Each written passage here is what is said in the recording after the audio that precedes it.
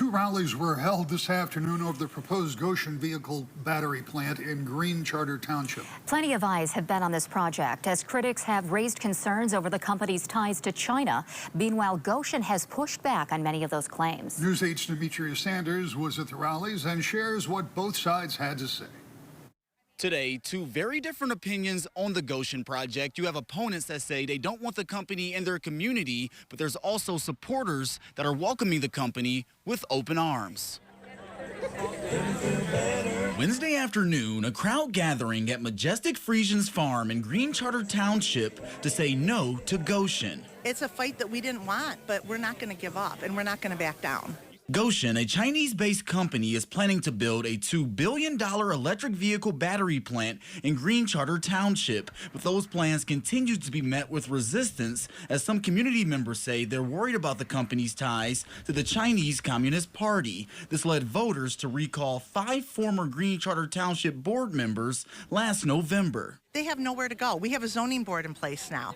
So they think that they're going to do something, but they can't. We have them completely boxed in. Among those who spoke to the anti-Gotion crowd was Congressman John Molinar, Michigan GOP Chair Pete Hoekstra, and Republican U.S. Senate nominee Mike Rogers. That's Washington, D.C., that's Lansing, that's Democrats saying, we're going to force this down your throat. We're going to force you to buy this car. We're going to force the companies to build this car. And we're going to force this community to take a battery factory that nobody in that chain wants. A federal judge recently upheld a preliminary injunction ordering the township to comply with a previously approved development agreement while a lawsuit Gotion filed against the township remains in court. But Rogers believes there are ways to block the plant. There are things we can do at the federal level that make it very difficult for them to actually build the plant. You know, they've got to get special visas. Across the street, a different tone. Dozens of community members gathering in support of the Gotion project, which is expected to create 2,350 jobs by the end of 2033. We're celebrating an opportunity like never been up in this area before. How do you bring economic independence to this area? You create jobs, and that's what we're doing.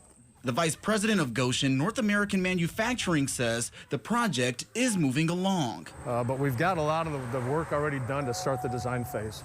That'll take us about 3 months to get to a point where we start submitting permits. Thalen hopes to see construction start by spring of next year, but admits they may be met by additional lawsuits. He also says the company has no plot to spread communism. It's silly that I even have to say that, but no, we don't talk about politics in this company, ever. In Green Charter Township, Demetria Sanders, News 8. Despite his criticism of Chinese companies in the Gotion plant project, both Rogers and his wife have made substantial money from ventures involving Chinese firms, according to the Detroit News. After serving in Congress, Rogers worked for AT&T and Nokia, which had ties with Chinese companies. His wife also serves on a board of a company that partners with a Chinese firm. At a press conference in Grand Rapids this morning, veterans and union leaders from our state called out Rogers, arguing that his financial connections to China contradict his military oath to the Constitution and his stances against China. It's conflicting, right? It's both sides of the quarter, and I think it directly speaks to his willingness to answer whatever call has the most dollar signs in it. When reached by the Detroit News, Rogers defended his stance, claiming his actions have consistently been against Chinese companies.